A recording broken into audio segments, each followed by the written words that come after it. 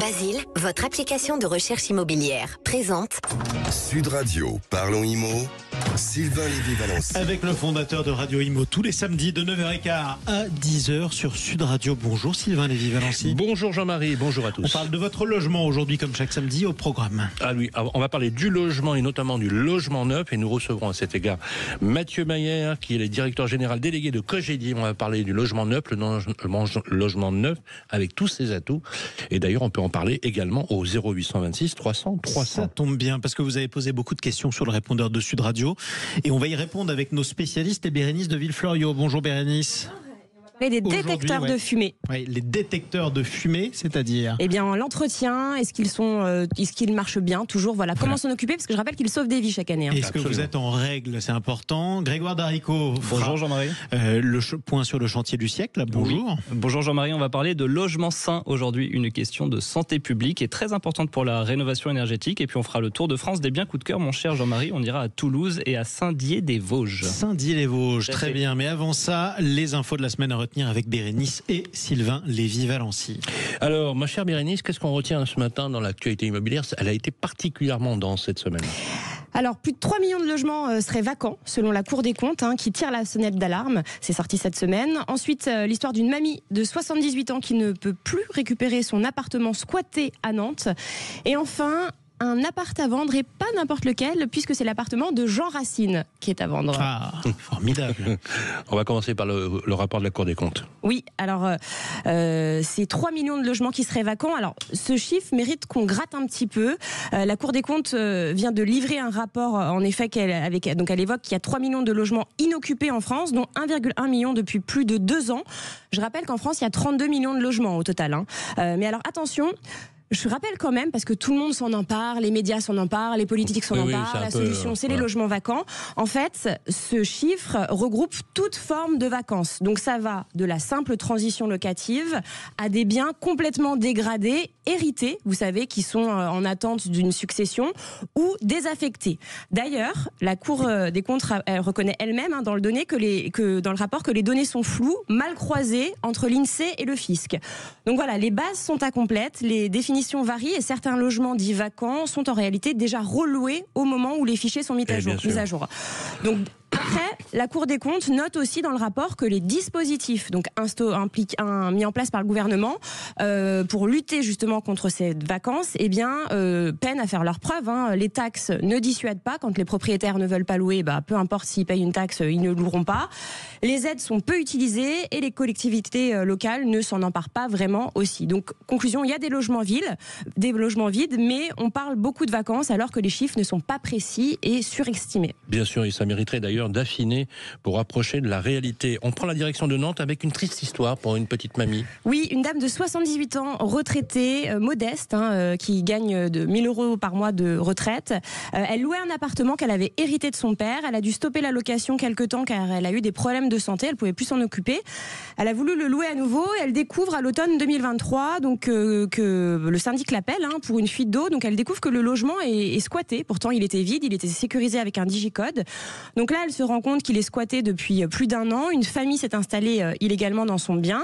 Donc elle fait tout en règle, constat d'huissier, demande d'expulsion à la préfecture. Sauf que le tribunal suspend la décision en invoquant la vulnérabilité des occupants. En fait, c'est une famille sans papier qui s'est installée et qui a eu 2 enfants dans l'appartement. Donc on peut plus les faire partir. Donc la mamie, pour vous expliquer, elle perçoit plus de loyer, évidemment. Elle doit continuer à payer les charges, l'eau par exemple, la taxe foncière de 1 800 €, sauf qu'elle n'arrive plus à régler la petite mamie. Donc là, c'est sa fille qui l'aide et qui essaye de tout gérer à distance, sauf que ça pèse aussi sur les finances de sa fille. Donc là, sa fille commence un petit peu à en parler dans les médias et elle a dit on est sensible à la précarité, mais là, c'est notre propre vulnérabilité qu'on piétine. Donc je trouve que c'est un symbole quand même assez terrible des contradictions de notre système. Oui, ce qui démontre d'ailleurs qu'on a des petits propriétaires bailleurs qui ne sont pas très riches et qui sont assez modestes, dont il faut aussi se préoccuper. Vous avez absolument raison de le dire. Cette dernière info qui va vous toucher personnellement, vous Bérénice. Oui, je ne vais pas vous faire un dessin, Jean Racine, Bérénice, forcément j'ai un petit faible. Vous ne pouvez pas y échapper. Voilà. Il manque plus que Titus. Non, mais c'est une histoire qui est assez mignonne. En fait, c'est donc l'appartement où serait mort Jean Racine en 1699 est à vendre à Paris, au 24 rue Visconti, donc dans le 6e arrondissement. Et alors, faut savoir que pendant plus d'un siècle, les historiens se sont un peu disputés. En fait, ils n'étaient pas d'accord sur l'adresse. Certains pensaient que c'était au 13, d'autres au 21. Et puis finalement, a été retrouvé un vieux plan de 1696 et une quittance de loyer signée par le chirurgien justement de Louis XIV et a été confirmée l'adresse exacte. Donc c'est au numéro 24. Donc c'est un appartement de 130 mètres carrés avec une terrasse de 35 mètres carrés, un studio indépendant. Beaucoup de mystères. Hein. Et puis cet appartement est à vendre pour la modique somme de 2 600 000 euros. Bon, à ce prix-là, moi je vais aller m'acheter les livres de Jean Racine. Hein.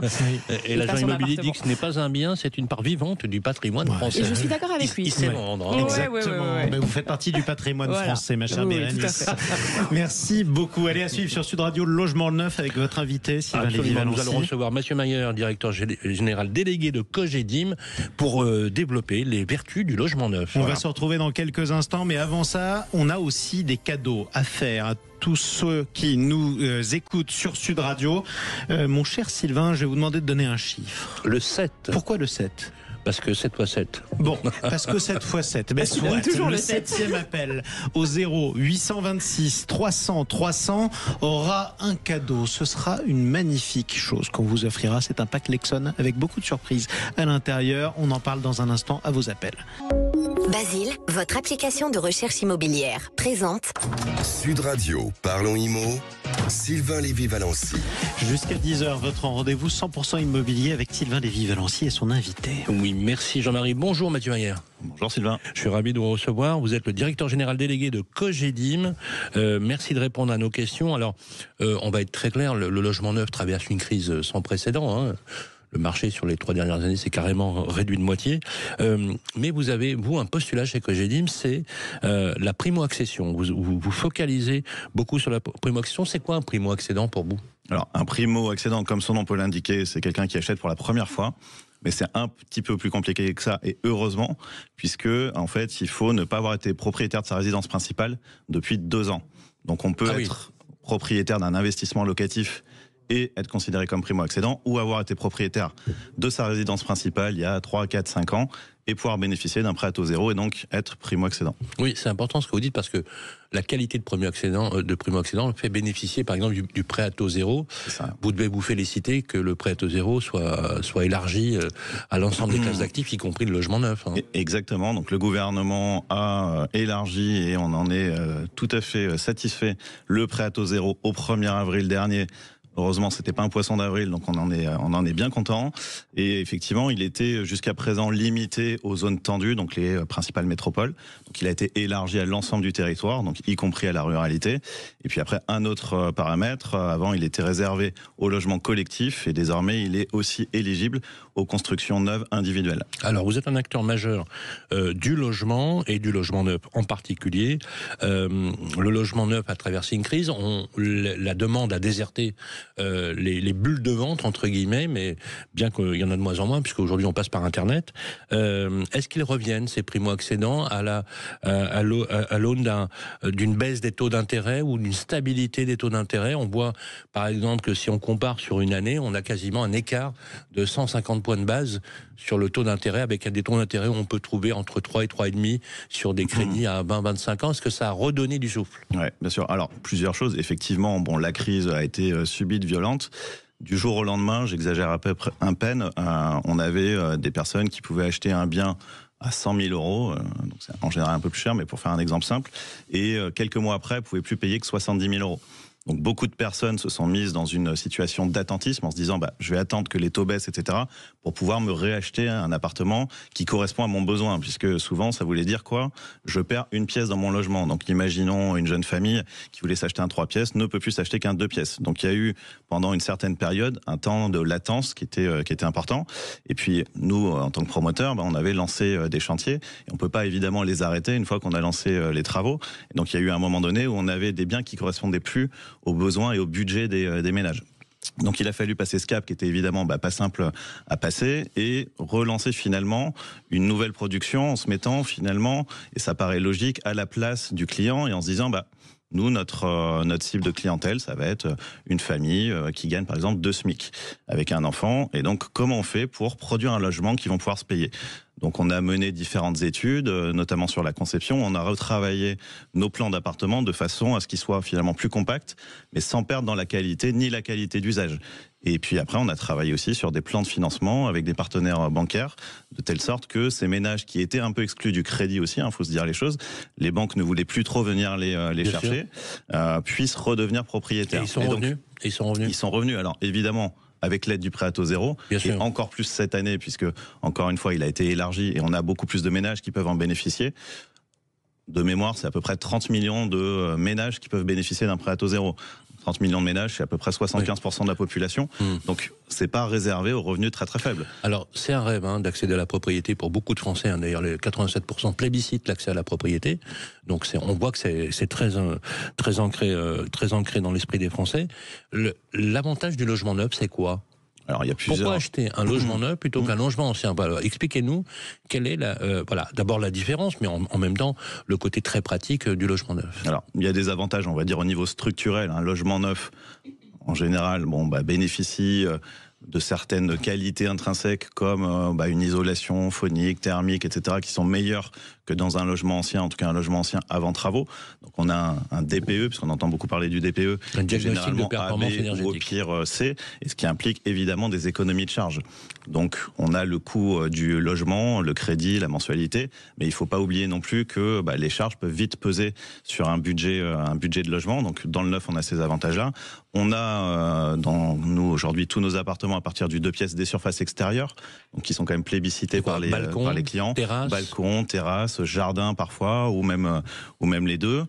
On a souvent un emplacement de stationnement en sous-sol, donc qui est quand même pratique aussi quand on a ses courses, etc. Vous êtes connecté, c'est connecté. On est en général connecté quand même au transport en commun, puisqu'on va quand même de moins en moins s'étendre en dehors des centres-villes. Donc on répond aux usages et aux demandes principales des ménages.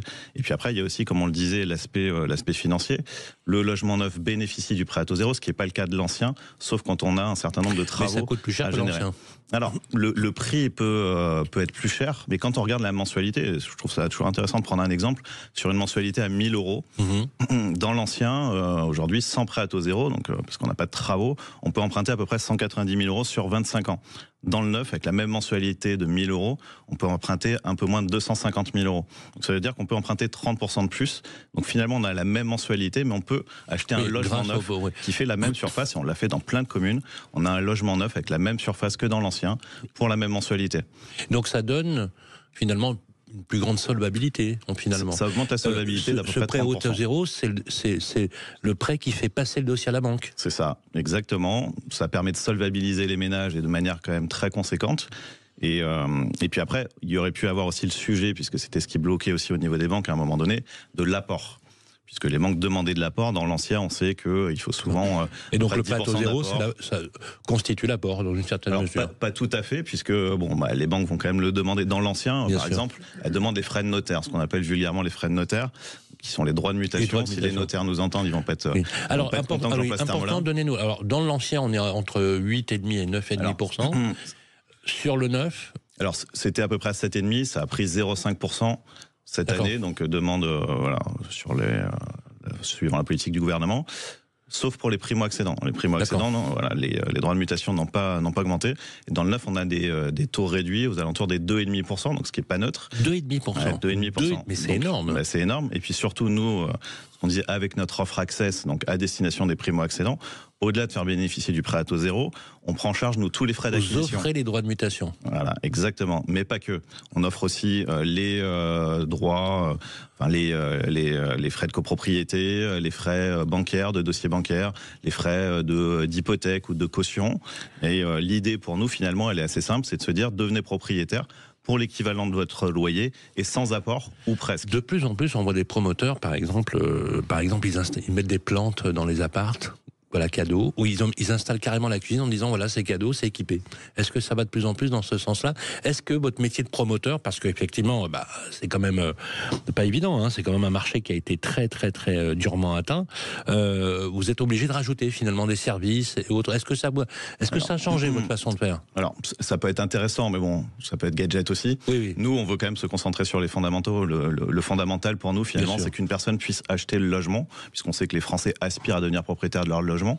C'est le cas de 75%, sauf que la plupart, et notamment cette cible des primo-accédants, ne pensent pas pouvoir devenir propriétaires parce que on s'est aperçu que finalement, il y avait à peu près 70% des personnes éligibles qui ne connaissaient pas l'existence du prêt à taux zéro. Bien sûr. Donc quand ils vont regarder leur capacité d'emprunt sur Internet, par exemple, ils n'imaginent pas une seconde pouvoir emprunter autant. Merci Mathieu Maillère. Je rappelle que vous êtes directeur général délégué chez Cogedim. Alors on peut aller sur votre site internet et regarder. Il y a des produits un peu partout. Et vous êtes d'ailleurs également un acteur sur tout le territoire, plusieurs milliers de logements accessibles aux primo-accédants. Si vous achetez et qu'on vous offre la cuisine, Sylvain Lévy-Valency, vous cuisinez quoi en premier? Alors, allez, je vous dis, un bœuf en daube. Oh, un bœuf en daube, ça c'est formidable. Bravo, bon choix, cher ami. Merci à vous. Allez, restez avec nous. Dans un instant, on va répondre aux questions que vous avez posées sur le répondeur de Sud Radio au 0826 300 300. On parle de détecteur. De fumée, est-il toujours en bon état, votre détecteur? Comment le vérifier surtout? Parce qu'on va pas allumer un feu pour le savoir. Donc c'est pour ça qu'il faut se poser cette question. Basile, votre application de recherche immobilière, présente Sud Radio, parlons IMO, Sylvain Lévy-Valency. Mais oui, avec toute l'équipe de Radio Imo, Sylvain Lévy-Valency et vous qui nous écoutez, qui nous laissez des messages au 0826 300 300. Mais avant ça, Sylvain Lévy-Valency est d'humeur magnanime. C'est la fin de la saison. Oui, Jean-Marie. Vous avez décidé d'offrir des cadeaux. Oui, Jean-Marie. Un certain numéro d'appel. Au numéro 7. C'était le numéro 7. Eh bien, je vous présente Samy. Bonjour, Samy. Bonjour. Comment ça va? Ça va très bien, merci. Bah, bravo, vous étiez rapide. Vous étiez le 7e à appeler 0826 300 300. Mon cher Samy, vous êtes d'où d'abord? Merci beaucoup. Merci, c'est très gentil. Vous êtes d'où? Radio. Vous êtes d'où? Mitry-Mory, en Seine-et-Marne. Mitry-Mory, en Seine-et-Marne, dans le 77. Bon, comment, Samy? Qu'est-ce que j'apprends? Vous avez gagné? Oui, exactement, il a gagné. Vous savez ce que vous avez gagné, Samy? Vous avez gagné un pack Lexon avec des objets design et connectés. Vous avez eu une bubble lampe, par exemple. Alors ça, c'est une lumière douce et apaisante. Sylvain l'a choisi exprès pour vous. On a aussi des radios Tico. Alors c'est des enceintes Bluetooth aussi minotées. Et on a enfin le MagBank. Alors c'est une batterie sans fil externe, compacte, magnétique, conçue pour allier, comme Sylvain Lévy-Valency, performance et élégance. Oui. Voilà. Merci beaucoup. Bah, écoutez, on est ravis de vous faire ce cadeau. On vous embrasse. Merci beaucoup. On vous adore. On vous écoute tous les jours en tout cas. Et merci beaucoup. Merci, Samy. Tout de suite, on continue à écouter le répondeur de Sud Radio. avec la Massif, économisez en changeant d'assurance de prêt immobilier. Conditions sur massif.fr. La Massif présente Sud Radio, parlons IMO, ça vous concerne.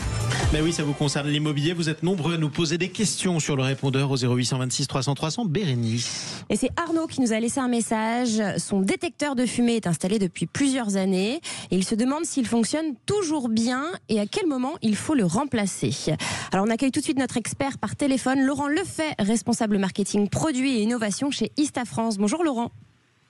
Oui, bonjour Bérénice, enchanté de vous rejoindre aujourd'hui. Merci d'être avec nous. Alors Laurent, avant de répondre aux questions de notre auditeur et de parler de la durée de vie et de l'entretien de ces détecteurs de fumée, qui je le rappelle sont collés au plafond, on rappelle qu'ils sont obligatoires dans chaque logement, n'est-ce pas ? Oui, tout à fait.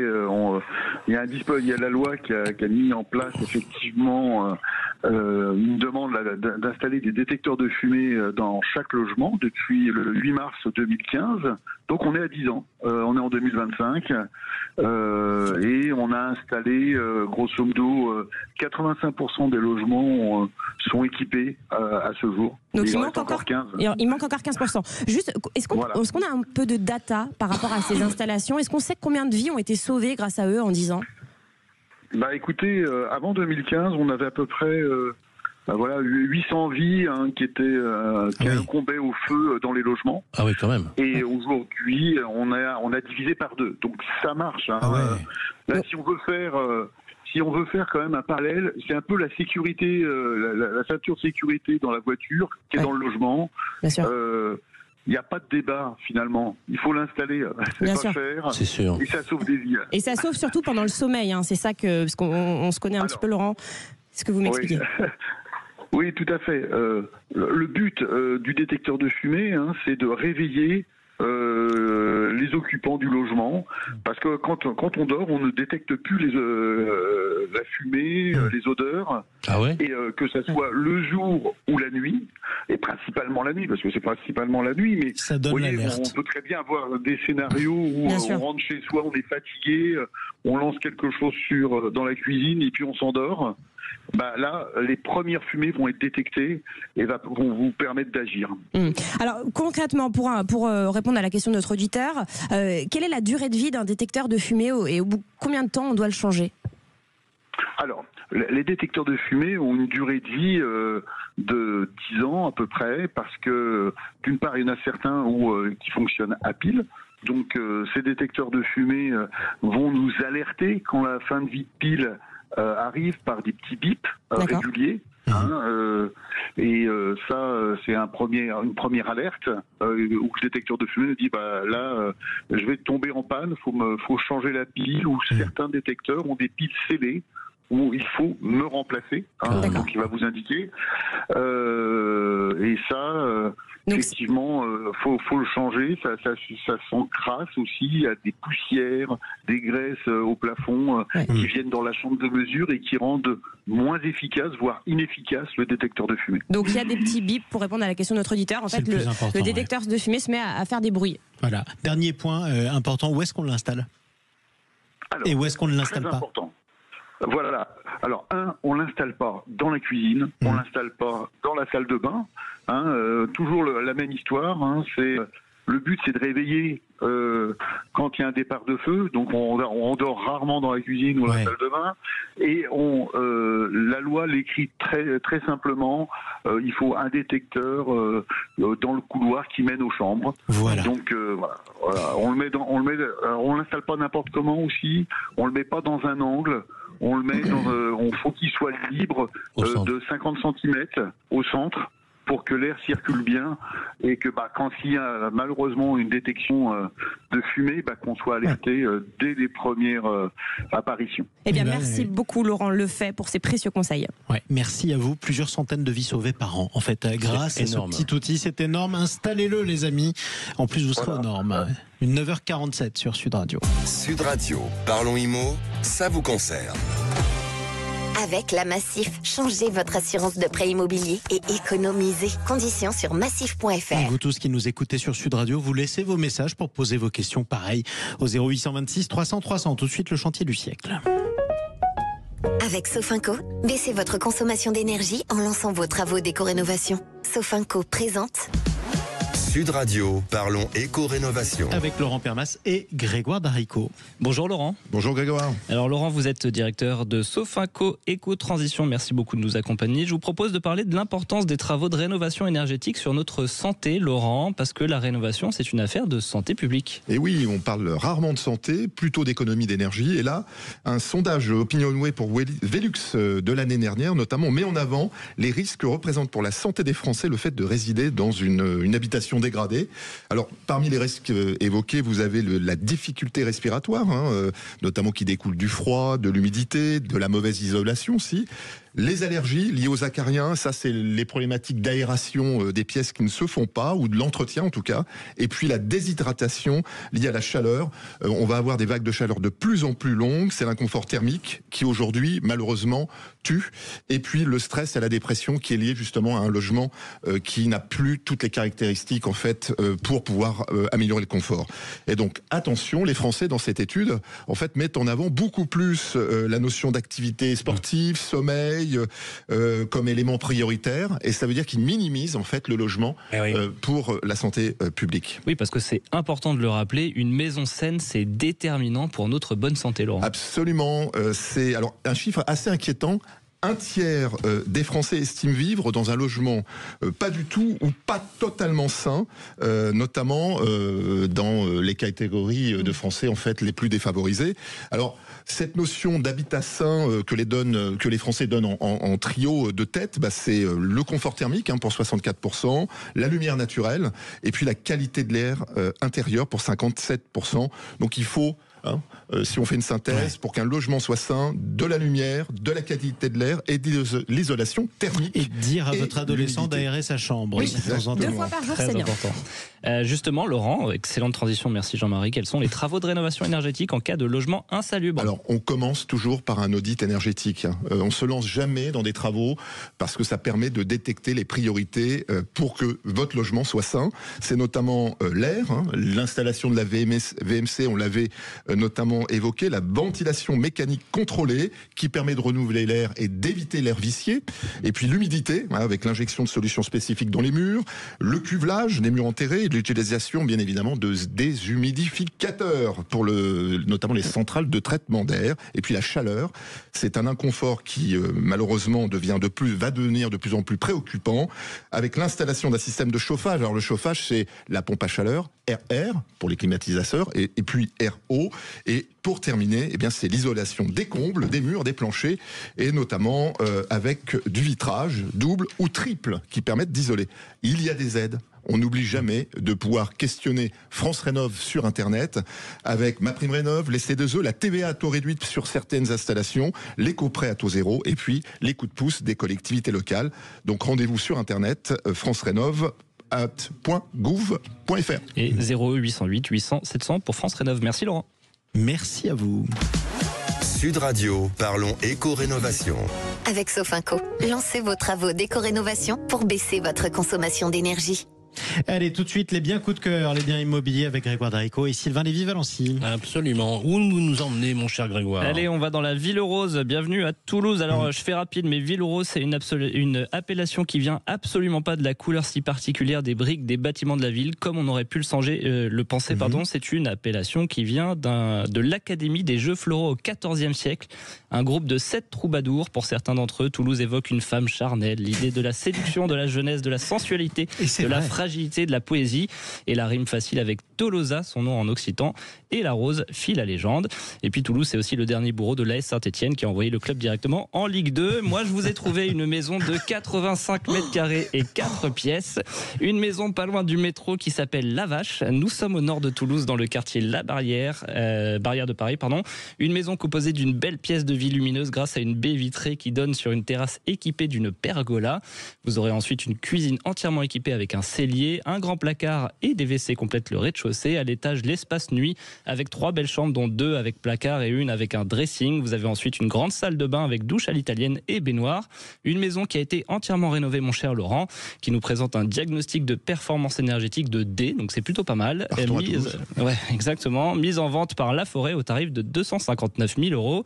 Si on veut financer 20%, donc 51 800 € d'apport, un emprunt sur 25 ans à 3%, vous avez des mensualités à 983 €. Et en un mot, avec un prix, Saint-Dié-les-Vosges?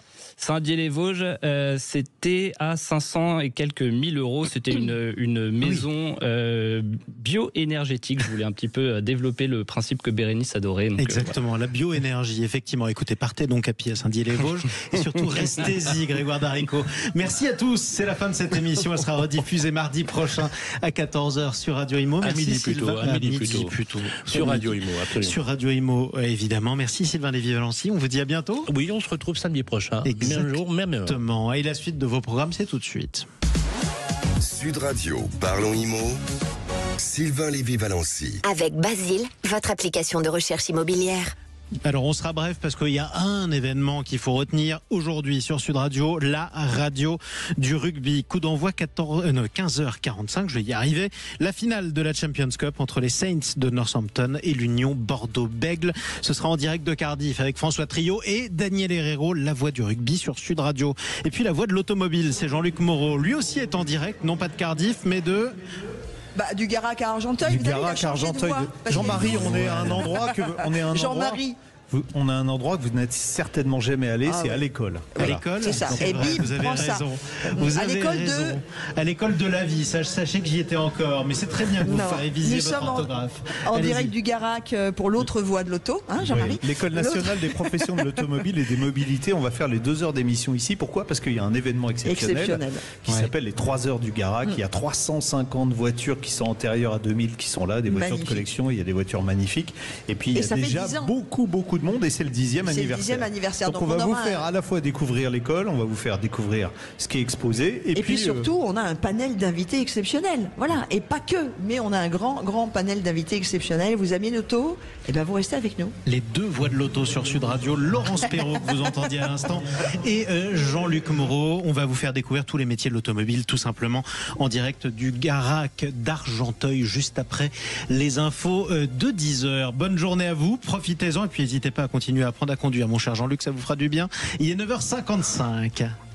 Sud Radio. Sud Radio. Parlons vrai. Parlons vrai. Sud Radio. Parlons vrai. Ce dimanche, c'est la fête des mères. Offrez-lui un cadeau à la hauteur de son amour. Jusqu'au 25 mai, profitez de moins 25% sur des milliers de parfums sur nocibé.fr. Nocibé, la beauté partagée. Click and collect en 1 heure seulement. Voir conditions de l'offre sur nocibé.fr.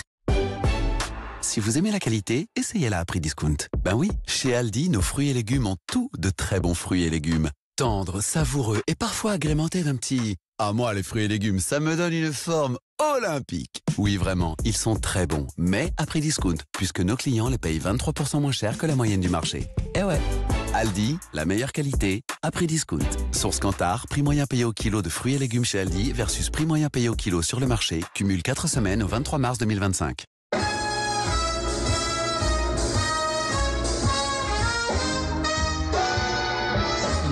C'est si bon. Charolaise. Partenaise. À l'orléanaise. À la bolognaise.